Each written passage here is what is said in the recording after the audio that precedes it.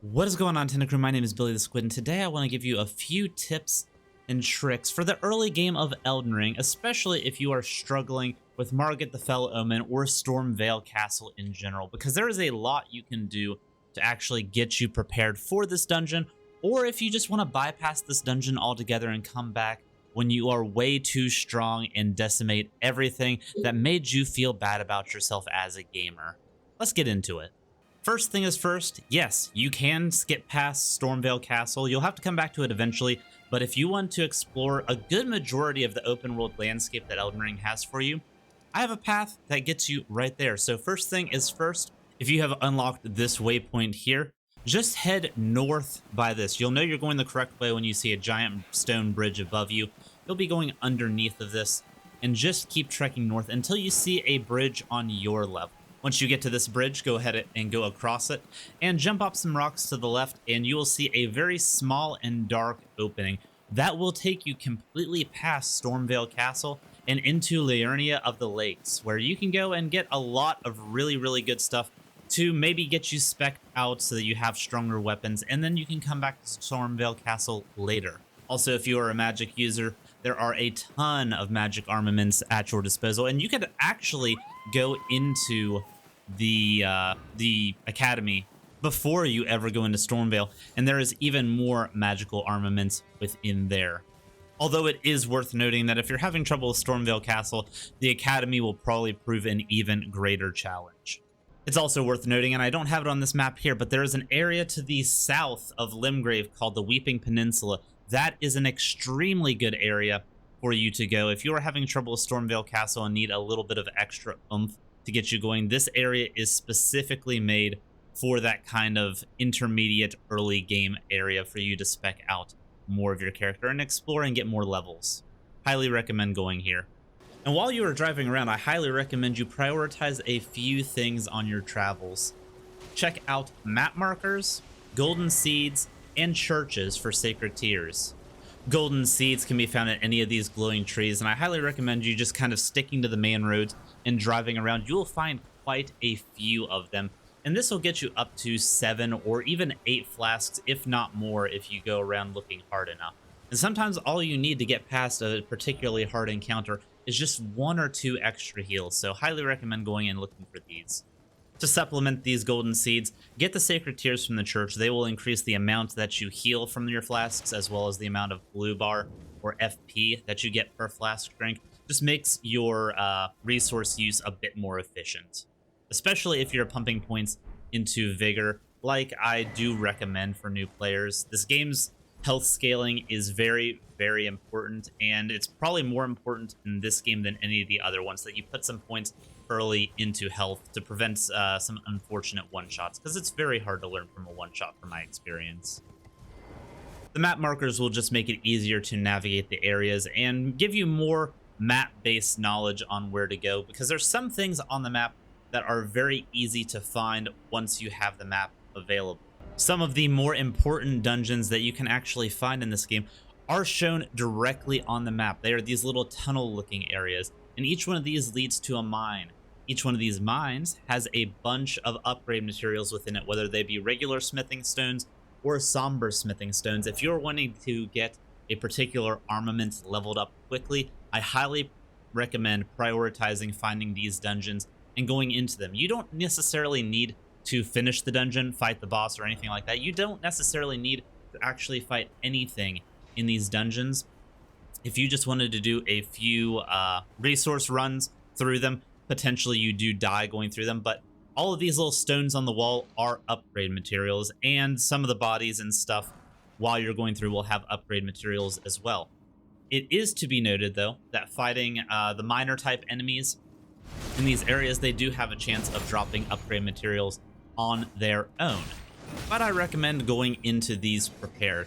These guys will take little to no damage from any type of damage besides strike damage, so I highly recommend that if you haven't gotten the flail from the encampment right before the storm gate, it is a very good strike-based weapon. It also has bleed damage attached to it, which is very good, and it can help you clear out these dungeons significantly easier than what you would be doing with a standard weapon. But if you do not want to put any points into the flail, or you have a decent weapon but it's just tinking off of these guys, there is a trick that you can do to make these fights easier. If you do a jumping attack, either a jumping R1 or a jumping R2, or if you're dual wielding like I am, you can do a jumping L2, and you will still do damage and not tink off of these enemies. It won't put you into the stun lock position. It will not stun them, mind you, so just make sure that whenever you're doing this, you take the proper defenses afterwards.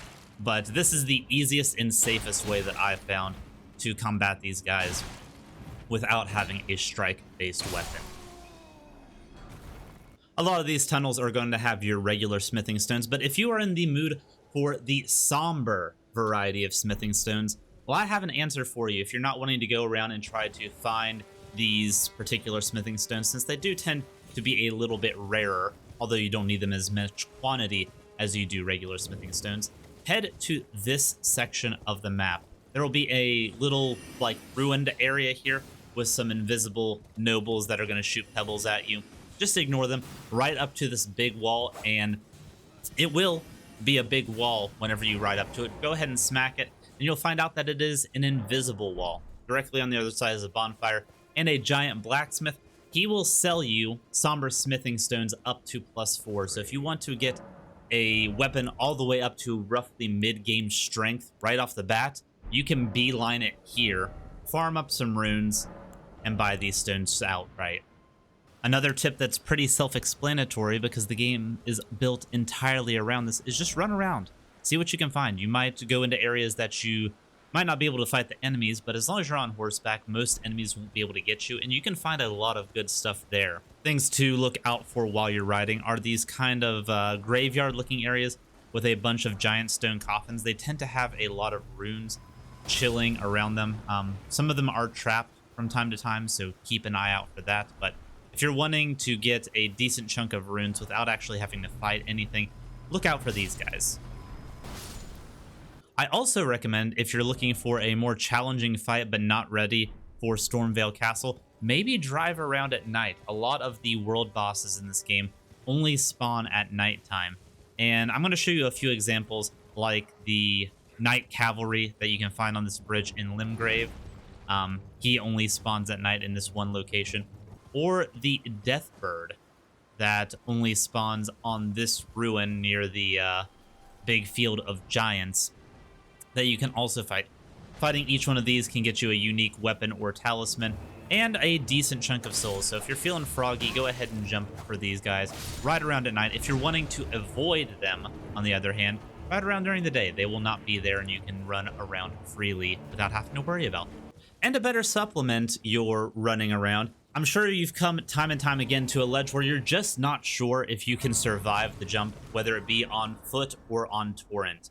Well, there's an easy way of doing this. I'm sure you've been picking up plenty of ruin fragments as you've been going along, as you should be, but you can craft these ruin fragments into rainbow stones. Walk over to an edge that you're just not 100% sure if you can survive and toss a rainbow stone off. If the stone shatters, that means you are going to die whenever you jump down. But if the rainbow stone lands fine, then you are fine to jump down yourself. This is going to be on foot or on torrent. You both have roughly the same fall distance, so keep that in mind. It's also worth keeping in mind that if you are riding around on torrent and you see any of these wind geysers popping up, jump down on top of them. As long as there's that wind geyser underneath of your feet, you will be able to survive any fall damage that you take. You won't even take fall damage. You can go an infinite ways down as long as you are jumping on top of one of these wind torrents. This only works when you're on torrent, by the way, so don't go jumping off freestyle. You'll still die. And for my magic users, once you've gotten the iron whetstone from the encampment outside of the storm gates, you might want to turn a weapon into a magic scaling weapon, at least for the early game. And this jump down that we just did has an enemy down here that will give you that immediately out of the gate. This enemy is not particularly difficult. Just watch out for his little magnet ball. And once you defeat him, he will give you the Gravitas Ash of War. Equipping this will give you the ability to turn any weapon magic scaling. Like I said, if you chose the Astrologer or the Prisoner starter class, this is the earliest Ash of War that can make a weapon scale magic that you can get, and I highly recommend going for it. I also recommend going after the meteorite staff. If you are curious on where that is at, it is in Caelid. There are plenty of guides out there on that. And you might have actually gotten pretty close to it if you got tricked into taking the teleport chest from the dragon ruins south of Aghili. There you go, Tentacrew. Thank you all for watching. Hopefully this info was helpful. If it was, hit the like button and maybe subscribe to the channel. We'll be having a lot more guide-based content and Elden Ring content in general in the future.